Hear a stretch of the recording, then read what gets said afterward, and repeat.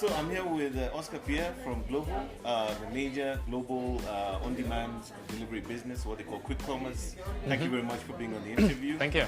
So Oscar, I want to ask you a question. How did Glovo start? Where did this idea come from? And where are you going? Yeah. So Glovo started in late 2014, early 2015. To be fully transparent, I was just looking for an adventure to get out of the big corporation. I'm an aerospace engineer, and I went to work for Airbus, very large company. I didn't fit very well there, so I just decided, hey, let's just start up something.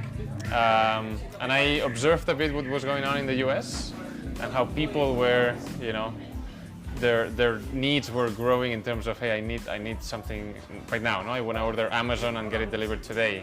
Food delivery was growing a lot. No, so we just kicked off with an app that was very simple in Barcelona in 2015, which basically said, order anything you want. And people typed it in, as in a text box, as if it was a message. And we got the order, my brother and I, and we got the order. We took our bikes in Barcelona, we launched in Barcelona, and we went to the shop, we bought it, and we delivered. This is yourself, hands-on? Yeah, at the beginning it was my brother and I. Wow. And it was like that for 6 months, more or less. And then finally we could raise some money from local business angels. And then we started thinking, about other categories, like launching a category for restaurants, a category for supermarkets, for pharmacy, for flowers. Start engaging with the local stores, right? Not only going to the stores to buy something, but actually having them as partners, right? Like building a shop inside Glovo. And yeah, since then it's been growing very fast. We've done a lot of geographical expansion. Now we got super ambitious. When we saw that that Spain was working, Spain and Italy were starting to work with very little money. We always had very little funding. We said, hey, we can build one of the biggest tech companies in Europe. And for that, we need to grow our markets, our total addressable markets. So we started going massively fast into expansion. We went to South America. It worked well. Then we went to Eastern Europe, and it worked even better. Romania, Ukraine. And then we tested Africa with Morocco and Kenya at the beginning. And 3 years ago, yeah? 3 years ago almost. 3 years ago, okay. 2 or 3. And super happy now. Now in 2021 that we have more access to capital and our markets in Europe are a bit more consolidated, I think this is the year where we are starting to invest seriously in Africa. Until then it's been very, very little funding. Our teams there have been running and building this with, almost no budget. And now finally we're investing well. So what is the current Africa situation in terms of markets, and then where do you see this going in the next couple of years? So for us in Africa, we differentiate in 2 regions. We have Northern Africa with Morocco, and now launching Tunisia and Algeria. All of that is managed from Casablanca, our office there. And then we have all the Sub-Saharan region, where we have been testing, as I said, with very little budget, in Kenya and Ivory Coast for 2 years. We like it a lot. We're seeing good economics, we're seeing great user adoption.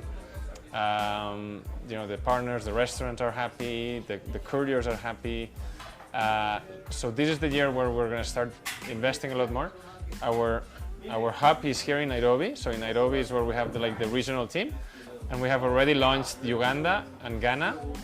Amazing results, especially in Ghana. Ghana is flying. And what do you think is different about Ghana? What's making it so? I don't know. You don't know yet? I haven't been there.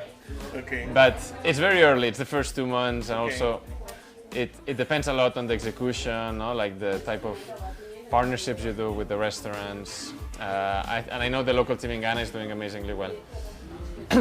And then our big bet for this year is Nigeria. So we're launching Nigeria. Thank you. We are launching Nigeria in the next 30 to 60 days. Awesome. Thank you, Kyoko. So Nigeria is the big one, no? 200 million people. In 10 years from now, it will be bigger than the US in population.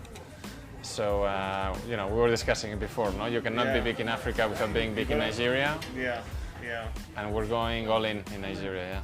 Excellent. And what do you think in terms of the future direction of the business? You know, how much change do you see coming? What do you see, maybe in terms of the offering or the product? Where do you see this going in terms of the next step? Yeah. So I think we're tackling. Our mission is very ambitious. No, we just want to give access to everything in a city. No? Give access to everything in a city, and this is super broad. No, and it includes, in our vision, it includes things that are not delivery. No, like for example, making payments seamless, making things like, you know, ticketing or reservation seamless. You know, if you have a problem with your, you know, TV is not working at home, like maybe home services, home services. So these are things that we have for the very long term, and the similarity we do is Amazon started with books, and we started with restaurants. No, and I think restaurant delivery is a great point to start because everyone eats, and everyone loves some food brands. So we partner with these food brands. People, you know, come to Glovo a lot. They get quite engaged. No? It's a very recurring service. But we're thinking very broadly. Now our second big step is groceries. So groceries is our big focus for this year. We want to serve both the big baskets and the tiny baskets. No, like both the, you know, I need to fill my fridge, no, and buy like the weekly shopping. But also I need something now in 10 minutes because, you know, I need diapers for my baby. Yeah. So we're tackling both, and it's very exciting. And I think it's the most complex e-commerce of the world, groceries, right? It's because in every order you have to deliver a lot of SKUs, a lot of units. The visibility of those SKUs in the offline retailers is not great. Most of them, they don't know what they have in the store.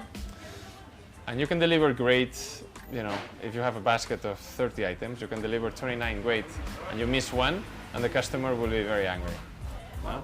Yeah, and they will complain a lot. I've had that experience before. Yeah, great. And yeah, I think for me, that's really great. Thank you so much. Thank you. Insights on the business and Africa plan, and really excited to hear about Nigeria and what that's going to look like for you. But more importantly, I think, you know, just going back to that whole, I think, value proposition of doing pretty much delivering anything, and now, you know, down the road now any service potentially, I think really means that Glovo has a great future in Kenya and in Africa. Cool. Thank you. Glad to hear. Thank you. So,